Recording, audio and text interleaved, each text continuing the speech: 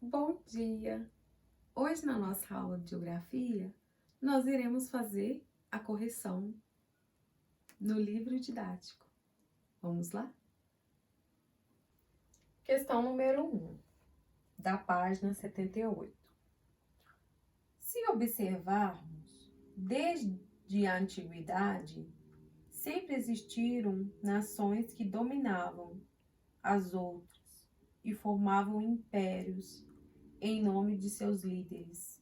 Cite 3 grandes impérios da antiguidade e explique as suas motivações expansionistas. Eu citei aqui o Império Macedônico, Mongol e o Romano.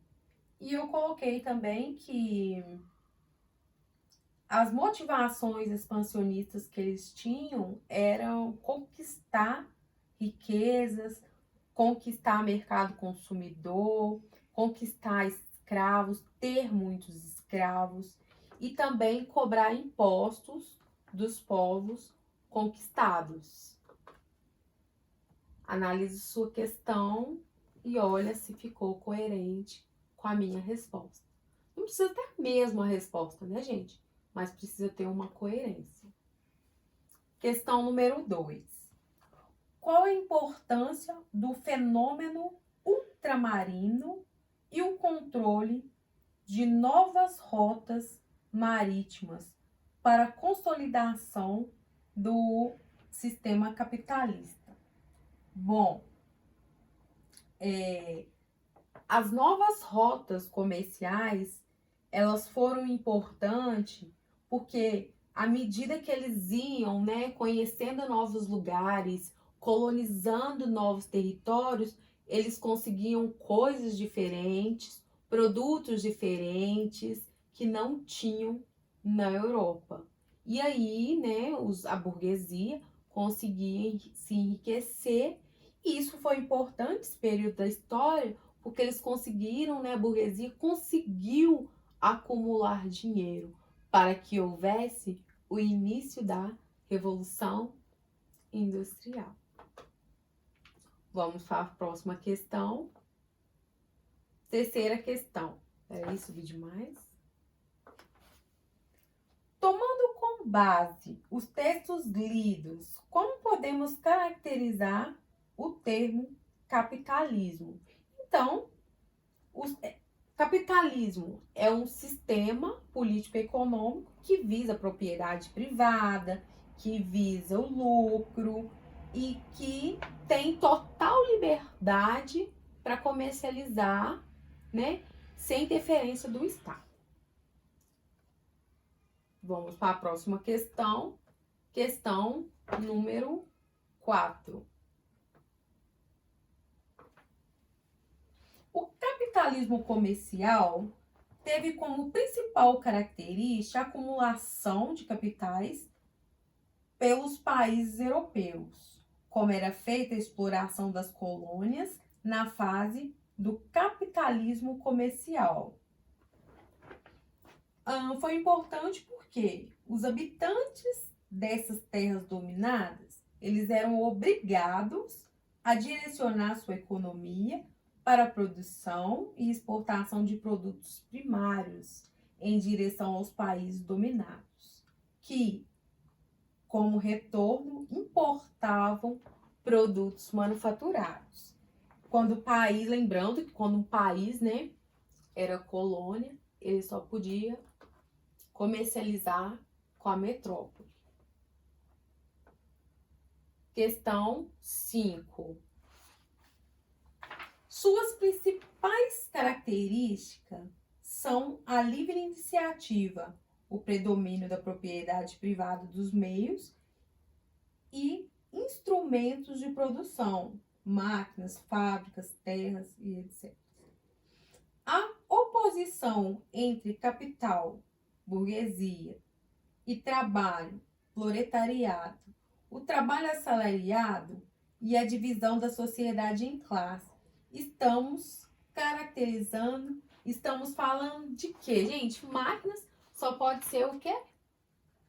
Capitalismo industrial. Letra B. Fomos então para a página.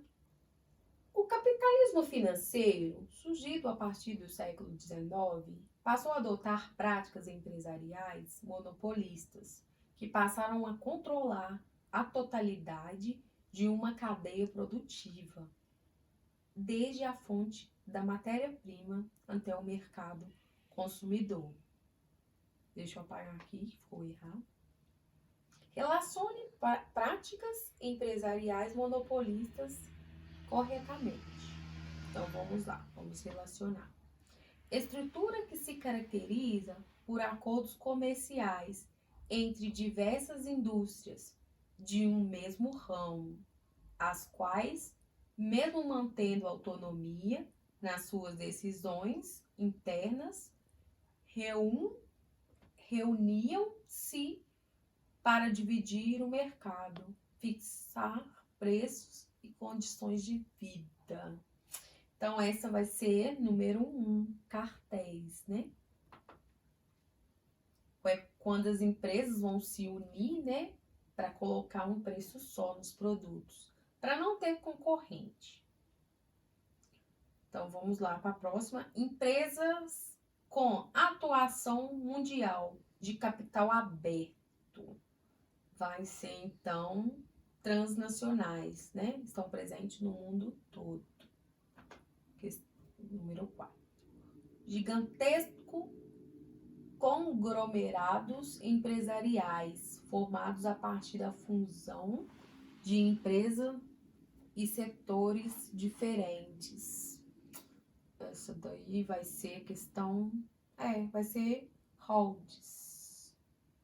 Holds tem essa finalidade. Então, número 3.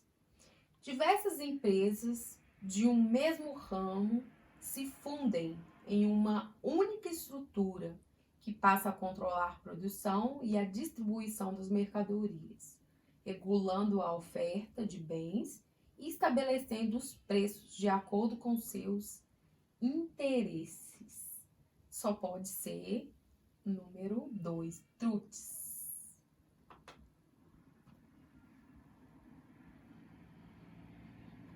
Vamos para a questão 7.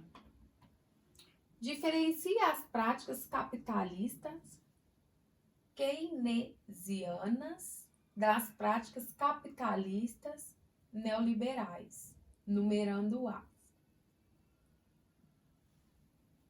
Protecionismo econômico, então, é número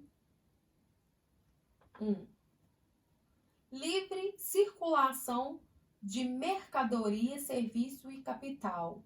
Então, é o novo liberalismo, número 2. Estado vai regular. Se o Estado está regulando, é o que, gente? Número 1. Privatização das estatais. Se vai ter privatização, então é o que? É o novo capitalismo, novo liberalismo, que é a mesma coisa. Estado mínimo, então vai ser 2. Empresas estatais estruturadoras, então vai ser 1. Empresas estatais, né? Poder do Estado, então não é capitalismo, não. Então vamos aí para a próxima questão. O que foi a Grande Depressão? Cite as suas causas e as consequências. O que foi, né, a Grande Depressão? Foi porque os Estados Unidos, depois da Primeira Guerra Mundial, começou a viver anos de prosperidade, né? E várias pessoas lá nos Estados Unidos começaram a investir na bolsa de valor. E aí, eles viveram, então, anos, né, de prosperidade. Só que os países da Europa foram se recuperando da guerra. Foram parando de comprar os produtos industrializados dos Estados Unidos. Foi aí que houve acúmulo de produtos, As indústrias dos Estados Unidos estavam produzindo muito, mas não estavam conseguindo vender para o mercado consumidor da Europa. Foi aí, né, que houve uma grande depressão, né? Então foi, né, a primeira queda do sistema capitalista, o que fez o mundo todo ficar com muito medo do sistema capitalista. Vamos para a próxima questão. Explica a atuação da economia de John Maynard Keynes na solução da crise causada pela Grande Depressão. Bom, o keynesianismo, ele achava que o Estado deveria interferir na economia, que o Estado tinha que controlar, que o Estado, inclusive, tinha que fazer, né, uma proteção social, criar seguro-desemprego, aposentadoria, ele tinha que ampliar as liberdades sindicais, né? E eles tinham que criar também novas empresas estatais, né? Inclusive empresas de siderurgia, petrolíferas e ferroviárias. Essas empresas tinham que ter, segundo as ideias dele. E na questão 10, por que a atuação do Estado é o principal elemento que caracteriza a oposição entre keynesianismo e o liberalismo clássico? É porque o keynesiano, ele tinha ideias anti-liberais. Ele achava que o Estado tinha que controlar a economia e que o Estado era peça fundamental, porque senão, com as empresas privadas controlando todo o mercado, não ia ter como regular. E aí ia sempre entrar em colapso, sempre iria ter grandes crises econômicas. Tá, essa foi a nossa correção. Se ficou alguma dúvida, deixe nos comentários. Muito obrigada e um ótimo dia para vocês.